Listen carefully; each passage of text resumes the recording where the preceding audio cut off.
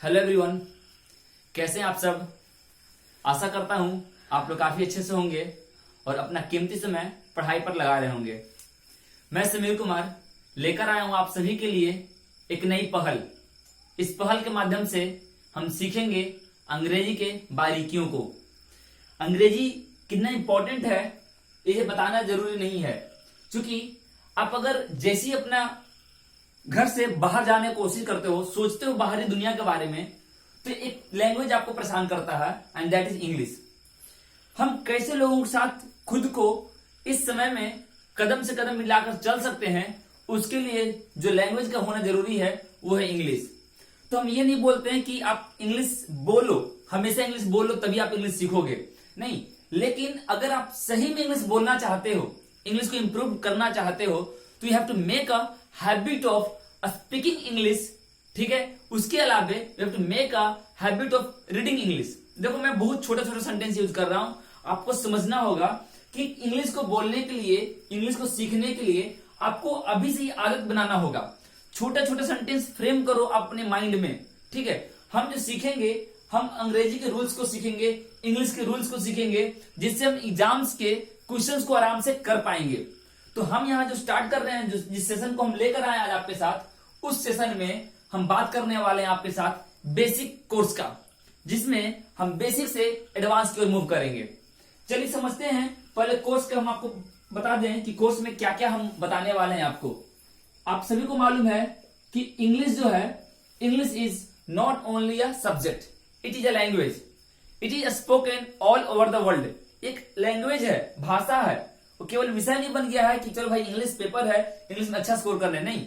You have to score good marks. मतलब समझ रहे हो कि अच्छा स्कोर करने के लिए आपको अच्छा अंग्रेजी जानना होगा।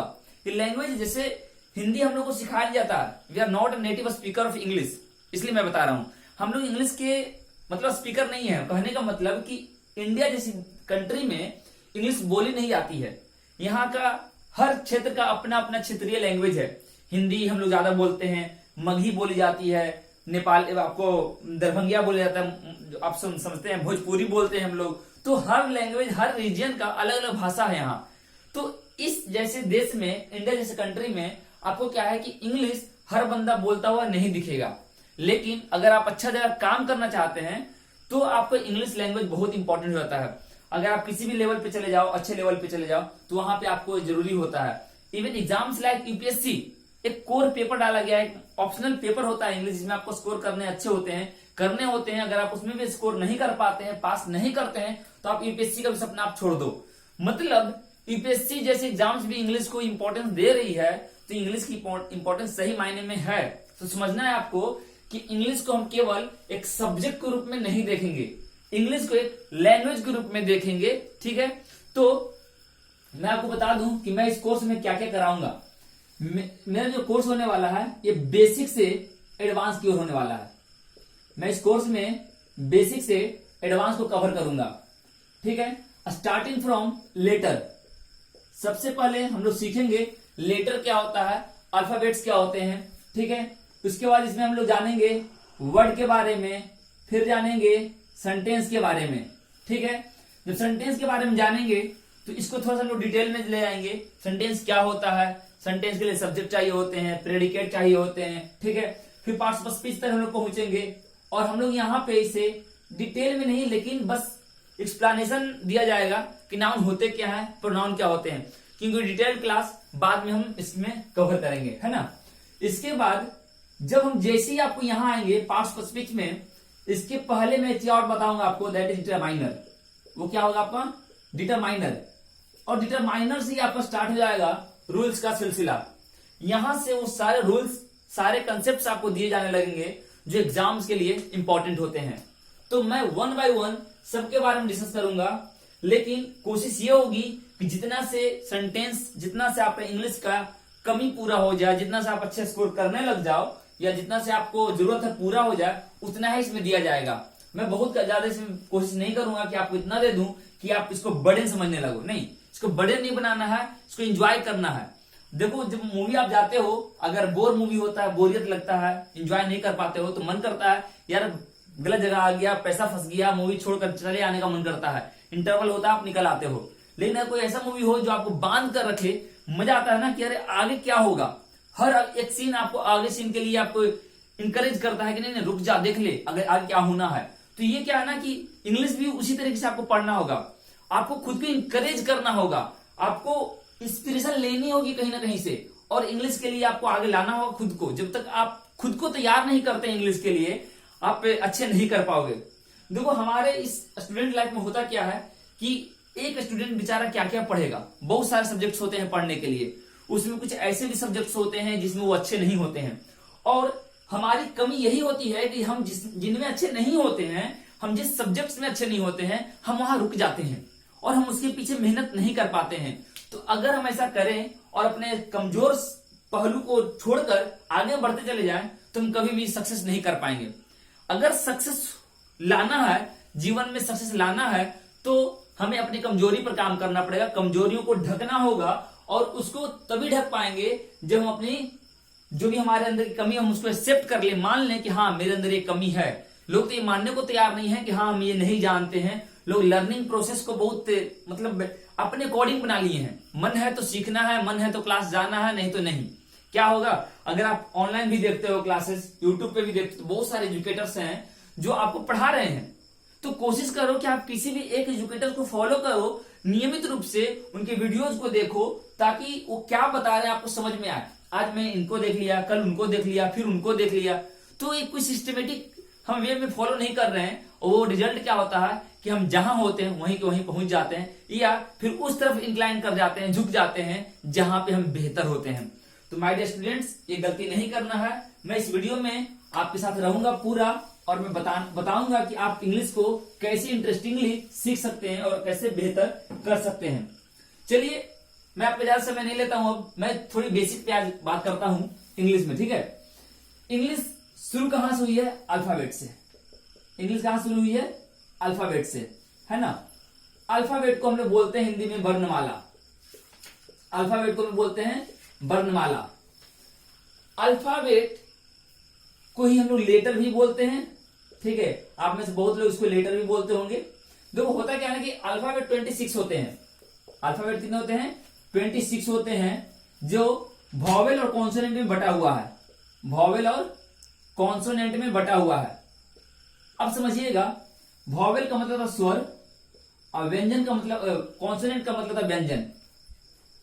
मैं इसके साउंड पर बात नहीं कर रहा हूं, ठीक है, इसलिए मैं साउंड नहीं बता रहा हूं। साउंड 44 होते हैं या फिर कितने होते हैं, मैं साउंड पे बात नहीं कर रहा। मैं बता रहा हूं अल्फाबेट है। अल्फाबेट का मतलब वर्णमाला होता है, ठीक है, जिसमें कितने लेटर्स होते हैं? 26 लेटर्स होते हैं। कितने लेटर्स होते हैं? 26 लेटर्स होते हैं, out which 5 are vowel, A, E, I, O, U. These 5 are vowels, rest 21 are consonant, D, C, D, F, G, H, J, K, ठीक है, जो भी बच गया। तो रेस्ट 21 क्या हो जाएंगे आपको? कॉन्सोनेंट हो जाएंगे। देखो अब स्वर और व्यंजन की पहचान बहुत जरूरी है, क्योंकि अगर आप आर्टिकल तक पहुंचते हो, और आर्टिकल के चैप्टर में आओगे या डिटरमाइंस में आपको बताऊंगा कि आर्टिकल भी कुछ होता है, तो वहां पे यही चीजें काम आएगी। तो हिंदी में जो होता है आपका आ, ई, हर्षई दीर्घई, हर्षऊ दीर्घऊ, है ना। तो ये जो होती है आपको, यही इंपॉर्टेंट होती है। हम इसके अनुसार ही इसके साथ हम क्या लगाते हैं? एन का यूज लगाते हैं। और ये जो होते हैं आपको क, ख, ग, घ, ये जो होती हैं, इसके अनुसार हम लोग ए का यूज कर लगाते हैं, ये ध्यान रखिएगा। तो कॉन्सोनेंट वाले में हम लोग ए लगाते हैं अगर किसी शब्द का उच्चारण कॉन्सोनेंट हो रहा हो। If a word, if a noun produces consonant sound, ध्यान दीजिएगा, if a word produces, if a noun produces a consonant sound, it will take article A. अगर वही नाउन, मान लो कोई नाउन हो और वो प्रोड्यूस कर रहा हो वॉवेल साउंड, तो क्या लेकर आएगा? एन लेकर आएगा। ये पहली कंसेप्ट हमारी यहां शुरू हुई है। अल्फाबेट को पहले मैंने बताया वर्णमाला। अल्फाबेट को मैंने बांटा दो भाग में, एक वॉवेल और दूसरा कॉन्सोनेंट। वॉवेल कितने होते हैं? 5, ए, ई, आई, ओ, यू, और कॉन्सोनेंट होते हैं B, C, D, F, G, H, J, K, L, M, N, P, Q, R, S, T, V, W, X, Y, Z. ठीक है, मैंने वही 5 छोड़े हैं जो 5 हमें नहीं बोलने थे, ए ई आई ओ यू को मैंने स्किप कराया। ठीक है, तो ये समझना आप, ये क्या होते हैं 5 और ये क्या होते हैं आपको 21, टोटल कितने हो गए 26 है ना, तो ये 26 हो गया। चलो ठीक है, अब समझना ये वॉवेल मैंने बताया, तो मैंने क्यों बताया, तो जब आप आगे आर्टिकल पढ़ोगे तो ये काम आएगा, है ना। तो ये सबसे पहली कंसेप्ट थी, आप इसको स्क्रीनशॉट ले सकते हो या फिर अपने कॉपी में से लिख सकते हो। चलो आगे देखते हैं इसके बाद क्या जरूरी होता है। अल्फाबेट के बाद आता है आपका, मतलब लेटर के बाद आता है आपका, लेटर मैंने बताया था ना, लेटर के बाद आता है आपका वर्ड, लेटर के बाद क्या आता है वर्ड आता है। वर्ड को क्या बोलते हैं, वर्ड को बोलते हैं a group of letters, a group of letters, शब्दों का सॉरी अक्षरों का समूह, क्या बोलते हैं अक्षरों का समूह। इसको मैं हिंदी में भी लिख देता हूं, अक्षरों का समूह, मतलब अक्षरों का जो समूह है उसे बोला गया वर्ड। से एग्जाम्पल समझता हूं, ठीक है, देखो मैं 3 लेटर को ले रहा हूं, आर ए एम, अगर आप इसे लेते हो तो क्या बन गया राम। ये अगर कैपिटल में आपने लिख दिया तो रैंडम एक्सेस मेमोरी हो गई, क्या हो गई रैंडम एक्सेस मेमोरी, कंप्यूटर में आपने पढ़ा होगा। अगर आप इसे छोटा में लिख दो तो राम हो गया, ये किसी का नाम हो गया, या फिर लॉर्ड राम, ठीक है, मतलब भगवान राम के बारे में हो गया, तो एक नाम है ना, तो राम आपका यहाँ पे नाम हो गया, आर ए एम से बना है। अगर मैं इसको ऐसा कर दूं ए आर एम, मतलब क्या हो गया अब आर्म, आर्म का मतलब आप सभी को मालूम है बाह या बाजू होता है, क्या होता है बाह या बाजू, या फिर आर्म मतलब समर्थन करना भी होता है भर के फॉर्म में। तो देखो केवल वर्ड लेटर को इधर उधर आप कर रहे हो, एक्सचेंज कर रहे हो, प्लेस बदल रहे हो तो मीनिंग बदल जा रहा है। अगर आप एम ए आर डालो तो क्या बन जाएगा मार, क्या बन जाएगा मार। मार का मतलब होता है नष्ट करना, मार का मतलब क्या होता है नष्ट करना, विनाश करना। तो देखो हमने क्या किया ना, मेरे पास एक आर था, एक ए था, एक एम था, मैंने पहले आर को यहां डाला, ए को यहां डाला, एम को यहां डाला, मीनिंग कुछ और बन गया। फिर मैंने ए को यहां डाला, आर को यहां डाला, एम को यहां डाला, मीनिंग कुछ और बन गया। फिर मैंने एम को यहां डाला, ए को यहां डाला और आर को यहां डाला, मीनिंग कुछ और बन गया। मतलब मैं क्या दिखा रहा हूं आपको, समझिएगा कि पहले मैंने बोला अल्फाबेट, फिर मैंने बोला वर्ड, वर्ड को मैंने डिफाइन करा कि जो हमारे लेटर्स होते हैं ना, जो लेटर्स होते हैं उनके ग्रुप से बनते हैं। बस आप क्या करते हो, देखो इंग्लिश में जितने भी वर्ड्स हैं, जितने भी चाहे नाउन हो प्रोनाउन हो, कोई भी वर्ड आप मान लो, किसी वर्ड को आप ले लो जिम कर लो, उस सारे के सारे मात्र यही 26 लेटर से बने हैं। और there are millions of words, मतलब 1-2 वर्ड्स नहीं है आपको, मैं पूरी गारंटी साथ कह सकता हूं कि यहाँ मतलब दुनिया का कोई भी ऐसा बंदा नहीं होगा जिनको सारे वर्ड मीनिंग आते होंगे। मतलब क्या यार 26 लेटर तो सारे को आते हैं, फिर सारा मीनिंग क्यों नहीं आता है। तो it is impossible to learn all those meanings या to understand all those meanings. सबको याद करना समझना पॉसिबल नहीं है, क्योंकि 26 का कॉम्बिनेशन बनता है तो बहुत सारे बन सकते हैं ना। आप 26 लेटर में से किसी 2 को लेकर बना रहे हो, किसी 3 को, किसी 4 को, किसी 5 को, किसी 6 को, तो ये आपस में इतनी बार जंबल हो रहे हैं, इतनी बार मिल रहे हैं, जिंगल कर जा रहे हैं, खुद को कर ले रहे हैं कि बहुत सारे वर्ड निकल कर आ रहे हैं। तो मैंने क्या बोला, अल्फाबेट बताया, लेटर बताया, है ना। चलो आगे मैं देखता हूं इसमें सेंटेंस। लेटर के बाद हम लोग बात करेंगे सेंटेंस के बारे में, यहां तो कोई दिक्कत नहीं है, आप लोग लिखते चलिएगा। चलिए इसके बाद आता है आपका कंसेप्ट सेंटेंस का। सेंटेंस, सेंटेंस को हम हिंदी में क्या बोलते हैं वाक्य, सेंटेंस को हिंदी में क्या बोलते हैं वाक्य। और देखो हम लोग बचपन से ही पढ़ते आ रहे हैं, तो मैं कुछ नया नहीं बताने वाला, मैं वही बोलूंगा। क्या बोलने वाला हूं भाई, a group of words, a group of words that must have a meaning. ठीक है, मैंने वही बता दिया जो आपने पढ़ा होगा, एक शब्दों का ऐसा समूह जो एक मीनिंग को रखता है, ठीक है, उसको हम लोग बोलते हैं सेंटेंस। चलिए एग्जाम्पल देखते हैं, ठीक है। अब बोल सकते हैं आप लोग कोविड-19 इज अ पैंडेमिक, पैंडेमिक है ना, कोविड-19 इज अ पैंडेमिक। कोविड-19 क्या है, पैंडेमिक है, क्या है महामारी है, एक महामारी बीमारी है ना। तो कोविड-19 इज सेंटेंस हो गया। तो एक ऐसा सेंटेंस शब्दों का एक ऐसा समूह जो एक मीनिंग को दे रहा हो, तो उसको क्या बोलेगा, हम बोल सकते हैं, ठीक है, you are being taught English by Sameer sir.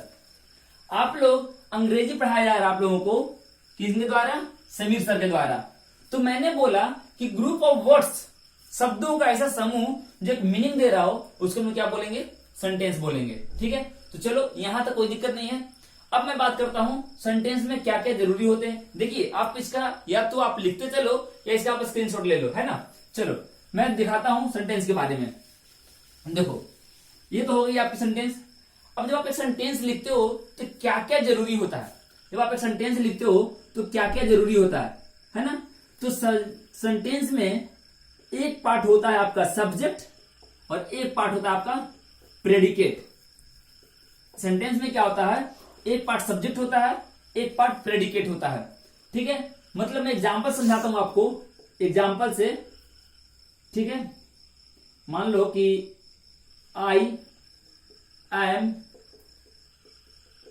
Teaching you English, है ना। तो यहां पे सब्जेक्ट क्या है आपका, आई। आई सब्जेक्ट है। अब सब्जेक्ट किसे बोलते हैं वो भी मैं बताऊंगा, डोंट वरी। ठीक है, और ये जो चीज बच गई, ये जो बच गई, ये क्या है आपका, प्रेडिकेट है। क्या है आपका, ये प्रेडिकेट है। इसको हम लोग प्रेडिकेट बोलते हैं। देखो अगर कोई भी बंदा आपको बोले कि व्हाट इज प्रेडिकेट, तो आप क्या बोलोगे, इसको डिफाइन करना होगा तो आप बोलोगे other than subject, other than subject. मतलब सब्जेक्ट को छोड़कर बाकी सारा कुछ क्या कहलाता है, प्रेडिकेट कहलाता है। और सब्जेक्ट क्या होते हैं, सब्जेक्ट दो होते हैं। सब्जेक्ट क्या होते हैं, दो होते हैं। एक सब्जेक्ट का एक्टिव फॉर्म होता है, एक सब्जेक्ट का एक्टिव फॉर्म होता है और दूसरा सब्जेक्ट का पैसिव फॉर्म होता है। अब समझते हैं कि सब्जेक्ट का एक्टिव फॉर्म क्या होता है और पैसिव फॉर्म क्या होता है। देखो जो खुद काम करे, सब्जेक्ट एक्टिव का होता है जब खुद काम करे। ठीक है, तो इसको हम उसी तरह से लिख देते हैं, जो मतलब जो स्वयं काम करे, जो स्वयं काम करे। ठीक है, और इसमें क्या हो गया, जिसके बारे में बातें हो। देखो एग्जाम्पल समझो आप इसको। ठीक है, मैं आपको यहां एग्जाम्पल बता दे रहा हूं, एग्जाम्पल से आप समझो। एग्जाम्पल में क्या होगा ना कि वी आर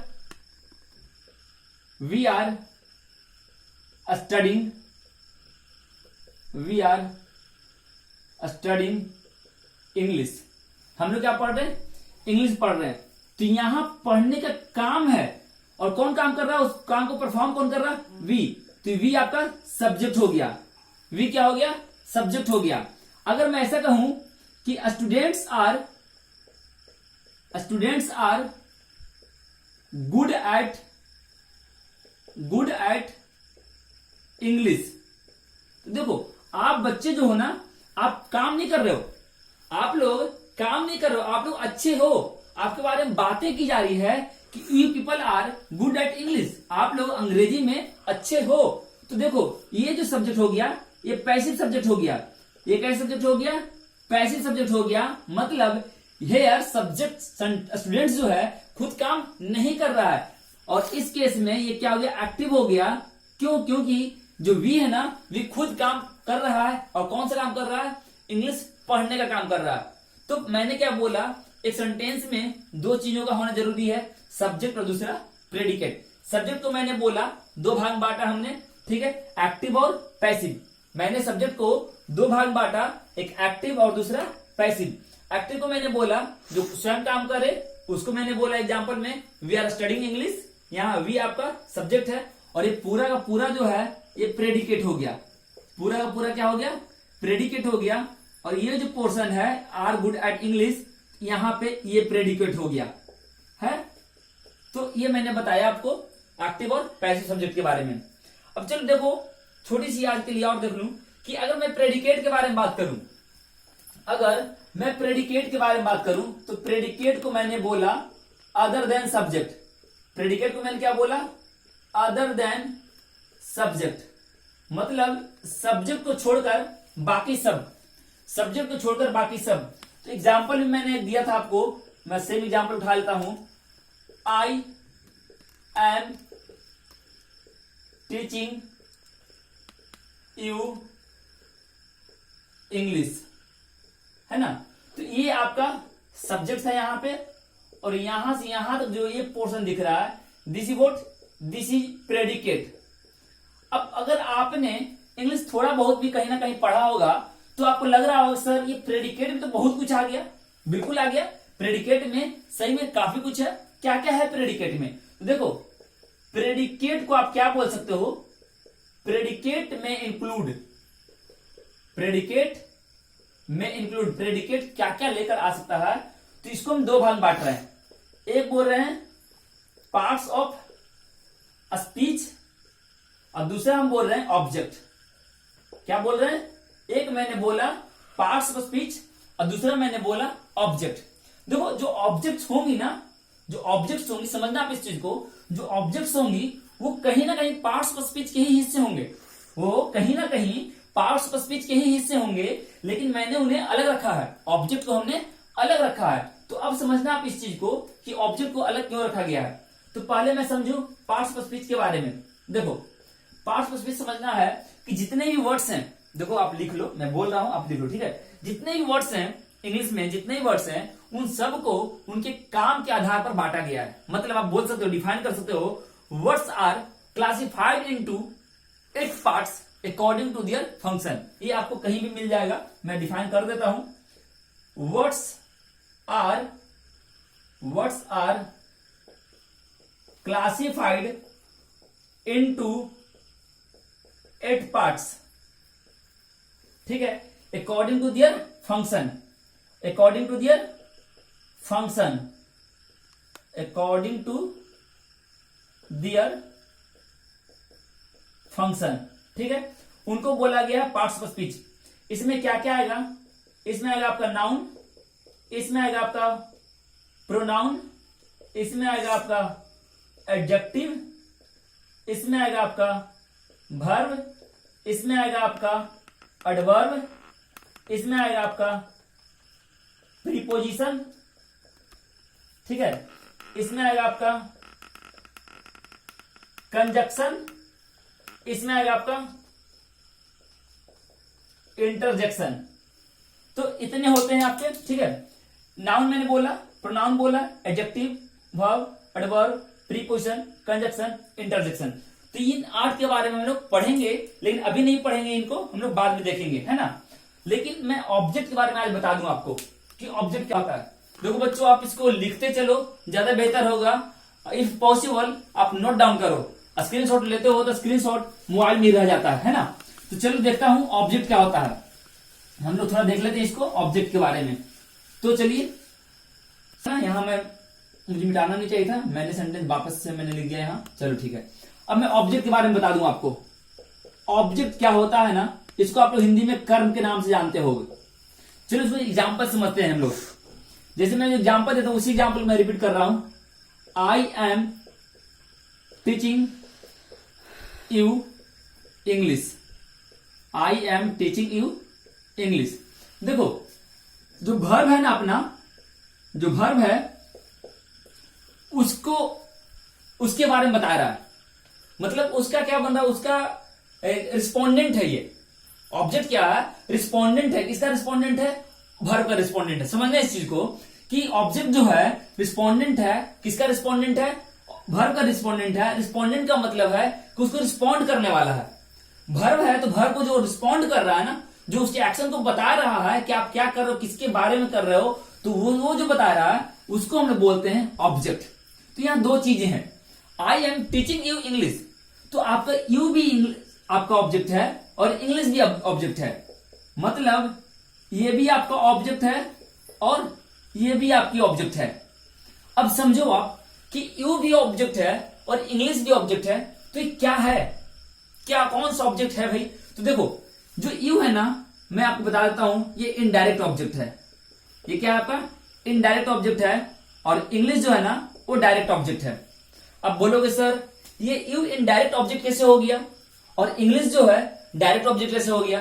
तो माय डियर स्टूडेंट्स देखो ज्यादा परेशान नहीं होना। अगर डायरेक्ट में बोल दिया तो डायरेक्ट का मतलब क्या, डायरेक्ट का मतलब क्या, ठीक है। और इनडायरेक्ट बोल दिया गया है तो इनडायरेक्ट का मतलब की से, इनडायरेक्ट का मतलब की से, ठीक है, की से या किन्हे। तो समझना इस चीज को, इनडायरेक्ट का मतलब मैंने बोला की से या किन्हे और डायरेक्ट का मतलब बोला हमने क्या। देखो अब मैं समझा रहा हूं आपको इस चीज को। I am teaching you English, I am teaching you English. तो from this sentence you can generate two types of questions. अब दो तरह के प्रश्न यहां से जनरेट कर सकते हो। पहला क्या होगा कि आप किसे पढ़ा रहे हो, मतलब आप बोलोगे to whom are you teaching, मतलब आप किसे पढ़ा रहे हो। तो आपका जवाब क्या आया, हुम से आपने बोला ना, हुम बोला आपने, किसे बोला, किसे पढ़ा रहे हो, तो आप जवाब दोगे आपको, आई एम टीचिंग यू। आप जवाब दोगे आई एम टीचिंग यू, मैं आपको पढ़ा रहा हूं। तो आपको जो आया ना, आपको जो आया वो हो गया इनडायरेक्ट ऑब्जेक्ट। मतलब अगर कोई सेंटेंस आप फ्रेम कर रहे हो, you are trying to make a sentence with the help of किसे या किन्हे। अगर आप किसे या किन्हे की मदद से सेंटेंस बना रहे हो और वहां जो रिस्पॉन्स मिल रहा है, जो आंसर मिल रहा है, that is nothing but indirect object. क्या है, इनडायरेक्ट ऑब्जेक्ट है।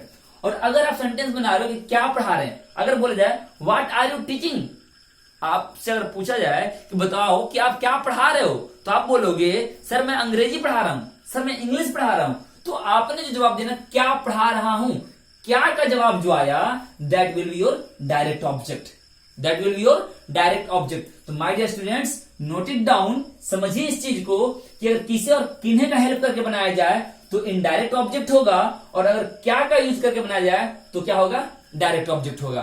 ठीक है, तो आज के लिए हम लोग यहीं बाइंड अप करते हैं। अगले वीडियो में मिलेंगे और हम लोग थोड़ी सी डिस्कशन इस पर करेंगे, और तो और एक सेंटेंस में क्या क्या होता है, एक सब्जेक्ट होता है, एक वर्ब होता है, एक ऑब्जेक्ट होता है।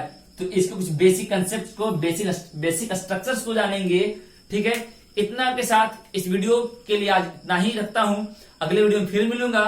चलते चलते आपसे रिक्वेस्ट करता चलूं कि अगर मेरी यह प्रयास आपको अच्छी लगी हो, अगर आपको लग रही हो कि आपके इंग्लिश, आपके रास्ते की जो रुकावट है इंग्लिश, अगर इसको थोड़ी बहुत भी हम खत्म कर सकते हैं इसके माध्यम से, इस तरह के सेशन के माध्यम से, तो प्लीज वीडियो को ज्यादा से ज्यादा लाइक कीजिए, शेयर कीजिए और मेरे चैनल को सब्सक्राइब कीजिए, ताकि हम आपके समक्ष इसी तरीके से प्रस्तुत होते रहें और आपके लिए नई नई वीडियो बनाते रहें। चलता हूं, ध्यान रखिएगा, bye, take care and thank you for watching the video.